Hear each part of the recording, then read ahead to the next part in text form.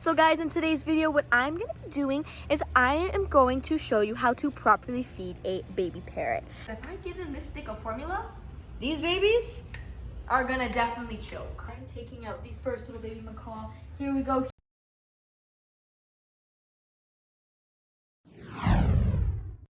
What up guys, welcome back to the channel. I hope you all are having an amazing day so far. So guys, in today's video, what I'm going to be doing is I am going to show you how to properly feed a baby parrot.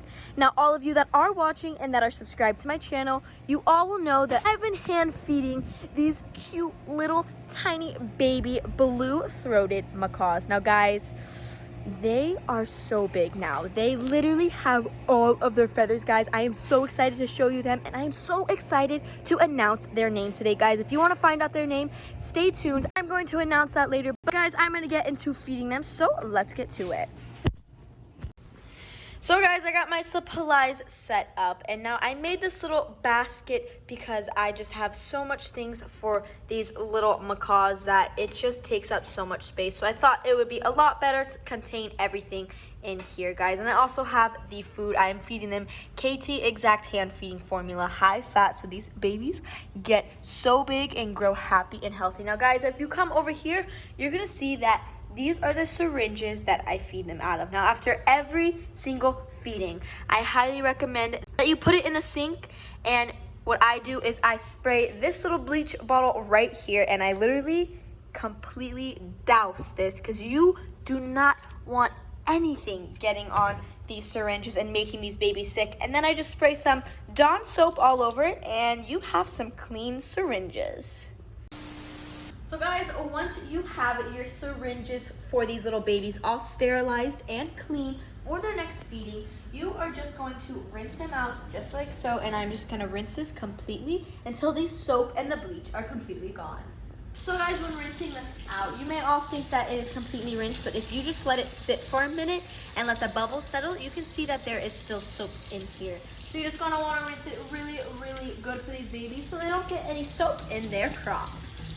So guys, since these little baby macaws eat about 60 cc's worth of formula each, what I do is I take this little teaspoon and this little syringe right here, and I just scoop it out and I fill the entire syringe up until it gets to 60, and then I do another 40.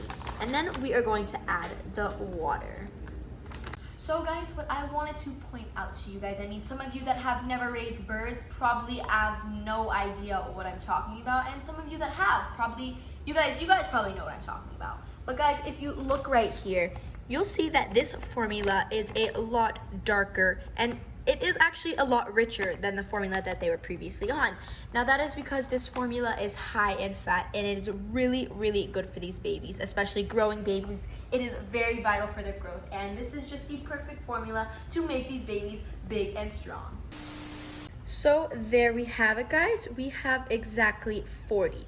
So all I'm gonna do is I'm gonna add it to the 60 that I already have right here. Now what I'm going to do is that the next step that I have to do is I have to add the water. Now it has to be the certain amount, or this will actually get too liquidy and it will lose its calories if it has too much water for the babies. So for every 1 part of formula, you're going to add 1 1/3 parts of water. So all I'm going to do is if you come over here, I'm going to add 60, and I'm going to be careful so I do not spill it and I don't burn myself. Okay, there we go. There is 60 in the formula. Now I'm gonna add 40, and 1/3 of 40 is actually 13. So I'm gonna go all the way up past 50. There we go. Now we are gonna add that in to there. Now that I added the water to the formula right here, you can see that it is not mixed at all. So what I do is I take this knife right here and I just get it all good on the edges right here. If you look on the side right there, you can see that I get all of the formula nice and good. So we can, evenly mix it up so it's nice and tasty for these little babies. And then I take it and I just, stir it just like this. And it gets pretty thick. So that's where the Gold Digest comes into play. I add that and it actually liquefies it. It actually makes it a lot better for them to swallow, because if I give them this thick of formula, these babies are gonna definitely choke. Now guys, take a look at this formula. It is completely mixed, but it is still not ready for these babies. As you can see, it is really, really thick. So all I'm gonna do is I'm gonna take the Gold Digest, guys. If you've ever smelled this powder, it actually comes in a capsule. It smells awful. It smells like baby throw up. It's disgusting. So I would stay away from, smelling that. That's just really disgusting. But I just add about that much. And then guys, if it doesn't liquefy enough, you can always add more, but you always want to start off with a little sprinkle so it's not so liquidy for these babies. And you can even see that it's already getting better. Obviously guys, it is really, really hot, so it needs a second to cool down and liquefy even more. Guys, if you take a look right here, you can see that little sprinkle went a long way. This is like a different formula. It is completely, liquefied. It is absolutely perfect for these babies. But we have about 2 more steps, guys. So I recently purchased this Viz Biome High Potency Probiotic. Now this is really vital for their growth because this is a really good probiotic that helps with any bacteria in there, helps with digestion, helps them go to the bathroom better, and it's just really good for these guys. So you don't have to only use it for macaws. You can actually use it for any animal. It is really, really good for them, and I highly recommend you sprinkling a little in their food. Now guys, if you come right here, I'm just gonna sprinkle about that much. Now that is evenly going to spread throughout the formula once I mix it up really well. And there you have it. Their formula is perfectly ready. But the one more step we have to do is we have to check the temperature. Guys, take a look right here. The formula is at 113 degrees. Now that is just way too hot for these babies. Guys, I don't know if you guys know this, but I want to inform you that if you feed a temperature that is too hot for any bird or any animal, it can burn their crop. Now that can be super, super harmful. It can actually cause them to get really sick, not want to eat, and we don't want that. We want these babies to feel, comfortable, want the food, have a good feeding response. So if you look right here, you can see it's absolutely way too hot. Now there is scientific studies that are done that the mom macaw's crop, which feeds the baby, is at 106 degrees. Now guys, what you want to feed these babies at is 100 and 105. Now if it's too cold, these babies are not going to digest this food properly. So we're going to leave it here to cool down and get the perfect temperature to feed these little babies. And I am going to go weigh them and record the weights. Now that I am in my bathroom with all these supplies that I need to weigh these little babies, I'm not going to show you them just yet, guys. I'm going to keep that a surprise until I, start weighing them, because they look like a different bird. All of their feathers are in there, absolutely adorable. But if you look right here, I have been keeping a log of their weights every single day. Now what this does is it helps you determine whether they're growing or not. Now what you want to do with any little baby bird you're taking care of, or any animal, is you want to weigh them every day at the same time. So I choose to weigh them in the morning when I wake up for their first feeding. I weigh them before they're feeding because they don't have food in them, and it actually shows their true weight. So what I'm gonna do is I'm gonna zero it out just like this, put this on here, and bam. Now we are ready to weigh these little babies, see if they're growing and see if they are healthy. So guys, I am taking out the first little baby macaw. Here we go. Here is a reveal. Oh my goodness, guys. This is unreal. I'm just gonna put it right here for a minute, and if you just look, these babies are so big. They are absolutely adorable. You can see all their feathers are coming in. I know, you're so pretty. So I am just gonna weigh this little guy right here. This guy weighs 100. Wait. So the first little baby macaw is about 841 grams. Boy, you are getting so big, guys. If you look right here, this macaw is 006. Now, when I first got this little guy, it was 620 grams. Guys, these babies are growing so fast, and they are just gonna be so beautiful once they're older. They are just so precious. So now I'm just gonna weigh the other little babies so we can feed these little hungry monsters. So guys, I have the second little baby macaw right here, and they are just absolutely gorgeous. You can see their vibrant colors and their feathers are just completely coming in. Now guys, this is 005. If you look right here, when I first got this little guy, this guy was 635. Guys, you're not gonna believe it, but this little guy weighs 829 grams. Guys, you're growing so fast. Now that I've recorded both of the little baby macaws' weight, I'm gonna head to the kitchen and I'm gonna go check to see if the food is ready to feed these little babies. So guys, you can see that the formula cooled down a little too much, but that's okay because I'm gonna pop this buddy in the microwave and go feed the little babies. Guys, if you look, I have everything set up. I take a couple wipes because these guys get really, really messy. I got the little baby macaw right here, and I'm just gonna suck up the formula. There we go. I only suck up to 40 because that is the comfortable, number that I feel like I should feed them at. So come on, buddy. It's okay if you're scared.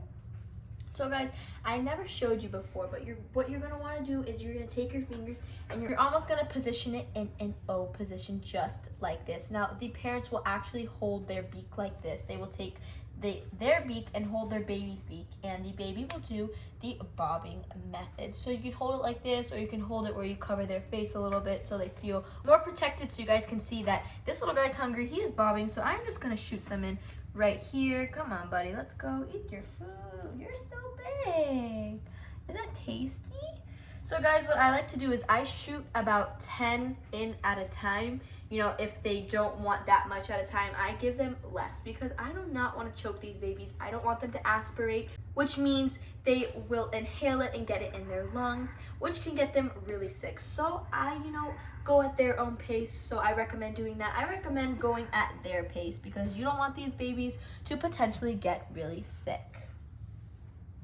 So guys, if you look right here, this little baby is bobbing right now. Now their mouth is actually right over here in the corner. So whenever you're feeding them, whether you're feeding them on this side or the right side, you're gonna wanna shoot it in the back corner just like this. Now these guys actually have 3 holes in their mouth.